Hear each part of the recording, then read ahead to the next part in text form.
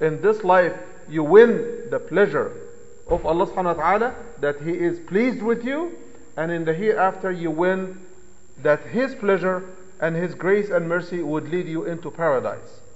And what a reward and what an investment if all what it takes is that few minutes in which one should focus. And the benefit of this focus, as I mentioned, is really huge. If I only focus on falah in this dunya and in al-akhirah, what else do we want? If we're only focused on winning and succeeding in this life and the hereafter, what else do we really want? Is there anything else you're worried about? Yes. We're worried about the interim stuff. We're worried about how big a house we can have, right? Paying the bills and meeting the challenges of life, the kids, the college, all of that. Yes, we are worried about it.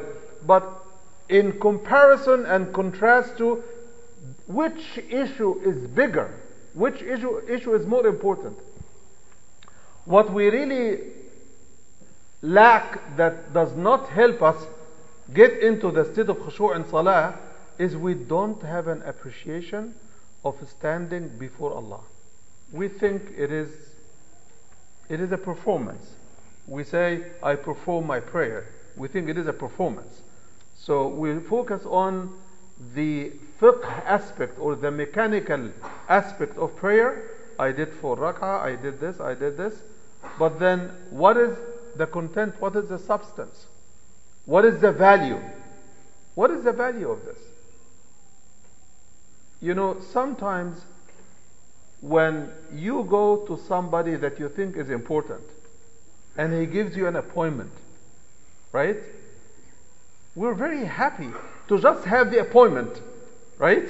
Whether we will live to make it or not, we're just happy that we have the appointment. We have the letter saying we can meet this person at that day. And it's very important in this life.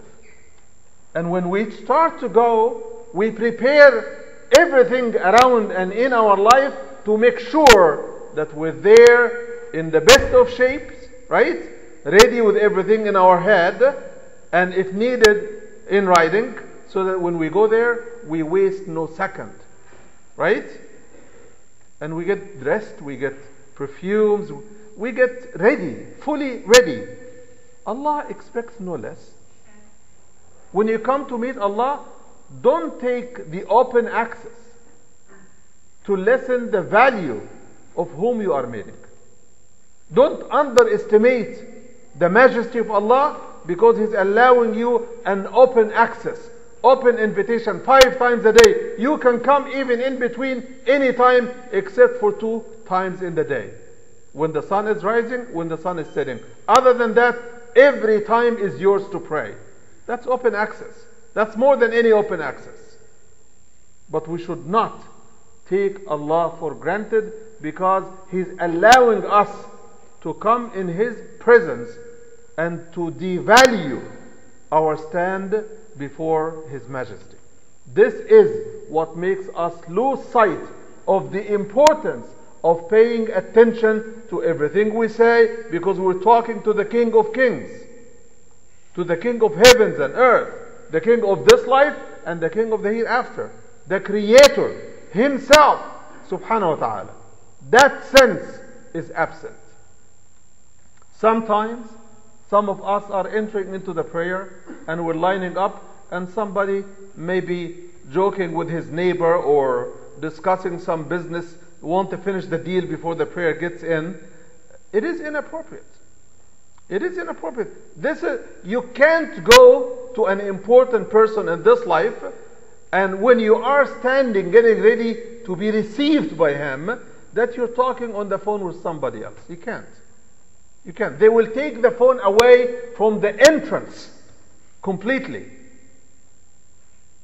So brothers and sisters, we have to change our mindset in our approach to the most important worship that we do in our life.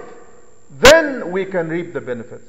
The other reason that I believe also helps distract us and make us lose the sense of khushu' in prayer is that we forget we forget that we are standing before the one who can help us the most, hurt us the most, save us the most. The only one who can save us from trouble is Allah subhanahu wa ta'ala. The only one who can answer your prayer is Allah subhanahu wa ta'ala. Who can give you if He doesn't want to? We're sure the Quran told us, ما يفتح الله للناس من رحمة فلا ممسك لها. Whatever door or gate of mercy Allah opens for people, nobody can shut down. And whatever He shuts down or holds, nobody can release. If we remember that, then when we're coming to be in the presence of His Majesty, it would be trembling experience. We would be trembling. And this is exactly the description in the Quran. الَّذِينَ إِذَا ذُكِرَ اللَّهُ وَجِلَتْ قُلُوبُهُم. This is the description of the believer. Those, if and when Allah is mentioned, they tremble. They are shaken. But we're not. We come to prayer, leave prayer, and before prayer we're doing everything related to dunya. After prayer we're engaged in dunya right away after assalamu alaikum. And the benefit of prayer is skipping us. The true benefit of coming out of the prayer with the highest spirit of connection with Allah, after you spend few minutes with someone who is knowledgeable and wise. Some people would say, oh, I wish I had met this man before. Right? 5, 10 minutes, 20 minutes, half an hour. I wish I had spoken to him 10 years ago. I wish I had known him before I got married. Right? Maybe he would have benefited me some way or the other. Right? Well, when we come to meet Allah and He's giving us open access, the open access is intended to elevate the quality of our connections with Allah. Salah is sila, which means to connect with Allah subhanahu wa ta'ala. If that quality is not elevated by the mere repetition of the same thing 5 times a day, then what else can help? If I'm doing one and the same thing every day, I better do it well or just skip it and forget it. If I don't benefit the maximum of something I'm investing in every day, then maybe I want to invest somewhere else. But where do we go? فَأَيْنَ تَذْهَبُونَ? Where do you go if not to Allah? Where do you go if you're not in the mosque?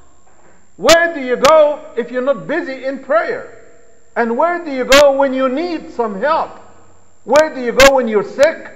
Where do you go when you have resources and you want to know how to invest it? Where do you go when your child is sick? Where do you go? The Quran is asking, فَأَيْنَ تَذْهَبُونَ? Where do you go? What resource do you have? What power do you have? So Allah, out of His mercy, He's not only answering the question as to where we should go, He is opening the gates of mercy. And not only that, He is taking it upon Himself to call on us. There is somebody calling for prayer on behalf of Allah. No human being can promise you success. But the mu'adhin, when he calls for the prayer, he says what? حَيَّ عَلَى الْفَلَاحِ. Who can promise you success? He is only calling on behalf of Allah. The actual caller for the prayer is Allah, not the mu'adhin, not the person calling the prayer. He is only a medium, he is only a messenger. So when we hear the adhan, we should give it the attention it deserves. When we're getting ready, making wudu or making ghusl to get to the prayer, it should help us prepare our souls and ourselves and our body to calm down so that we are ready to meet Allah. When we enter the prayer and say, Allahu Akbar, Allah is greater, subhanahu wa ta'ala. Greater than what? Is greater than all. Whatever is distracting you, Allah is greater. Whatever challenge you face, whatever problem that worries you, He is greater.